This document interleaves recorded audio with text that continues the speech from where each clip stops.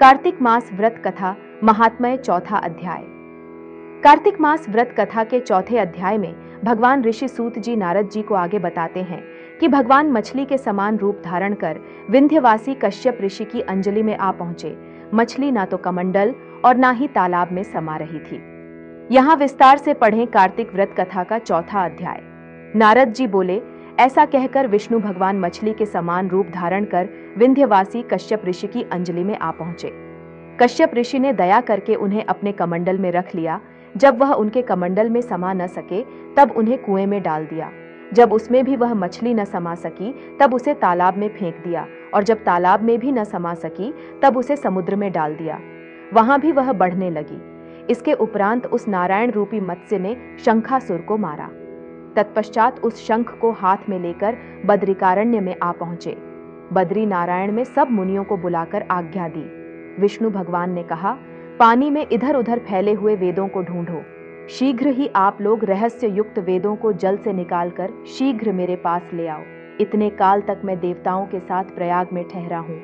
राजा पृथु से नारद जी ने कहा। उसके पश्चात अपने तपोबल से समस्त ऋषियों ने यज्ञ बीजों के सहित सब वेद मंत्रों को ढूंढ निकाला। उन वेदों में से जो जो भाग जिस जिस मुनि को मिला वह भाग उस मुनि का हो गया। तत्पश्चात हे राजन, उसी दिन से उस भाग के वे ही ऋषि कहलाए। सब वेदों को लेकर मुनिगण प्रयाग में आए और ब्रह्मा को उन लोगों ने सब वेद समर्पित कर दिए। सब वेदों को पाकर ब्रह्मा बड़े प्रसन्न हुए। तुरंत ही उन्होंने देवता तथा ऋषियों के साथ अश्वमेध यज्ञ किया। यज्ञ के अंत में देवता, गंधर्व, यक्ष, नाग और गुह्यक गण विष्णु को भूमि में दंडवत करके प्रार्थना करने लगे। देवता गणों ने कहा, हे देव, हे जगन्नाथ, हे प्रभो, हम लोगों की प्रार्थना सुनिए। हम लोगों के हर्ष का समय है, इससे आप हमें वरदान दीजिए। इस स्थान में नष्ट हुए वेद पुनः ब्रह्मा को मिले हैं। हे लक्ष्मीपते, आपकी अनुकंपा से हम लोगों को यज्ञ का भाग भी यहाँ मिला है। इसीलिए यह स्थान आपके प्रसाद से आज से पृथ्वी भर में सर्व प्रधान, पुण्य को बढ़ाने वाला, मुक्ति और भुक्ति को देने वाला होगा। ब्रह्म हत्यादिक महान पापों का नाश करने वाला आज का यह समय भी परम पवित्र और अक्षय फलदाता हो, ऐसा वरदान हम लोगों को दीजिए। श्री विष्णु भगवान ने कहा, आप लोगों ने जो कुछ कहा वही हमारा भी ध्येय है। जैसा आप लोगों ने मुझसे कहा है वैसा ही यह ब्रह्म क्षेत्र जगत प्रसिद्ध होगा। सूर्य वंश में उत्पन्न राजा भगीरथ गंगा जी को यहाँ पर लाएंगे और गंगा जी का सूर्य पुत्री यमुना जी के साथ यहाँ पर संगम होगा।